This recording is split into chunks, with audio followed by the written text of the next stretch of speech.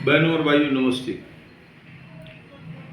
दोस्तों मेरी 25/10/24 जय कुमार राम रखियानी 100 ग्राम खसखस लेकर दुबई गया था, जिसे पोपी सीड अंग्रेजी में कहा जाता है।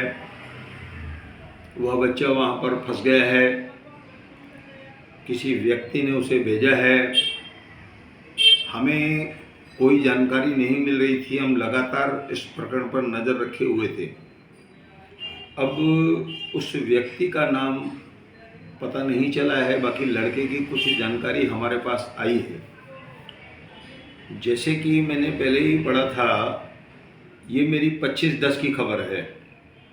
तो मैंने पहले ही कहा था कि उसको वहाँ पर जमानत नहीं मिल सकती है। वहाँ पर इसे या 20 साल की सज़ा है या उम्र कैद है।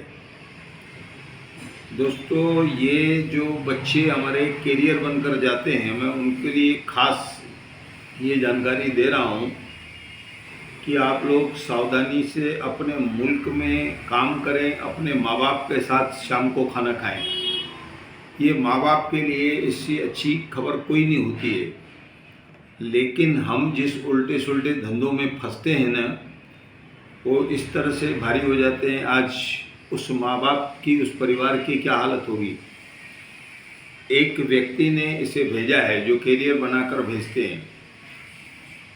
अब इसकी तारीख होनी थी 29/9 को, तब उसको 2 महीने हो जाते। अब उसके बाद हमको कहीं से भी जानकारी मिलना बंद हो गई।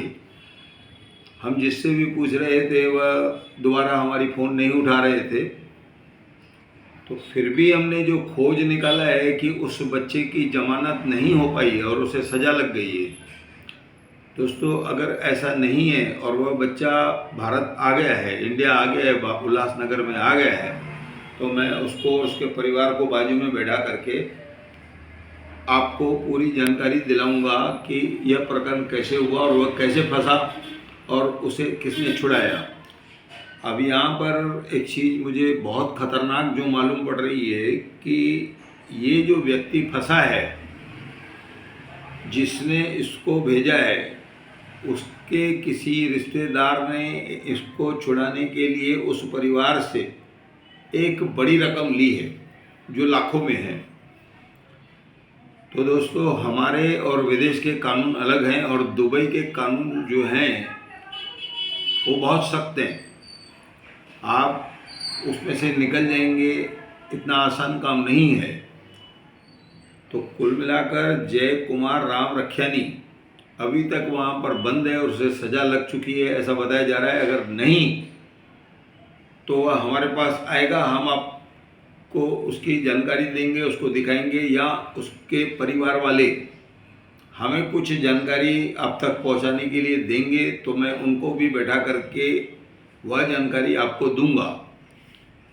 तो कुल मिलाकर ये हुआ है कि ये जय कुमार राम रखियानी किसी दूसरे के कहने पर कैरियर बन करके दुबई गया था। 100 ग्राम खसखस इसके पास थी।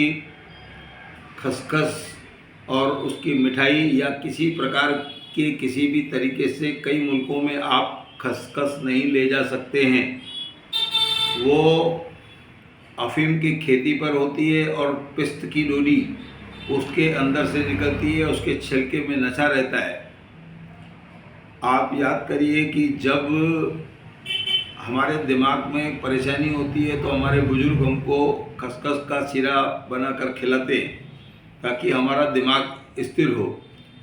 लेकिन अब उन मुल्कों में इस खसखस में क्या देखा, क्या उसकी जांच हुई, क्यों उन्होंने प्रतिबंध लगाया है। तो कुल मिलाकर ये जो बच्चा है जय कुमार राम रखियानी, वह अभी तक वहीं पर है। और मैं आप लोगों से हाथ जोड़कर निवेदन करूंगा कि आप लोग इस तरह से यहाँ से जो सामान इनका लेके जाते हैं, या तो आप पकड़े जाते सीधा उनका नाम बता दीजिए कि फलाने आदमी ने हमको दिया है, क्योंकि आपके साथ फिर वह भी नहीं बचेगा।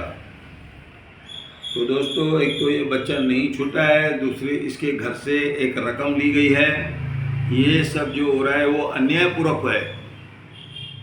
तो हमारे पास अगर वो आएंगे, हमारे से जो भी मदद बन पड़ेगी हम उनको देंगे।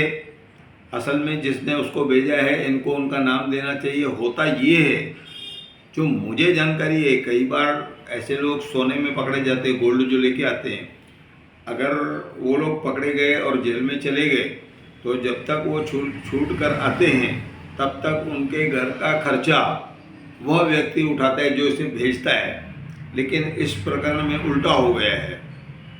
तो कुल मिलाकर ये राम रखियानी अभी तक दुबई जेल में है। दोस्तों, ऐसी मैं आपको जानकारी दे रहा हूँ और मैं जवानों को एक बार फिर से निवेदन करता हूँ कि भाई साहब, ऐसी कोई घटना न करें जिससे आपके माँ बाप भाइयों को परेशानी हो और आपके घर वाले दरबदर हो जाएं और आप वहाँ पर परदेश में, जहाँ पे आपको किसी का सहारा नहीं मिलेगा, उनकी भाषा आपको समझ में नहीं आएगी और आप वहाँ पर सड़ते रहेंगे। 2 रोटी खाने के बजाय 1 रोटी खाइए, लेकिन अपने मुल्क में रहिए, अपने माँ बाप के साथ रहिए। ऐसा कहकर मैं धन्यवाद कहता हूँ।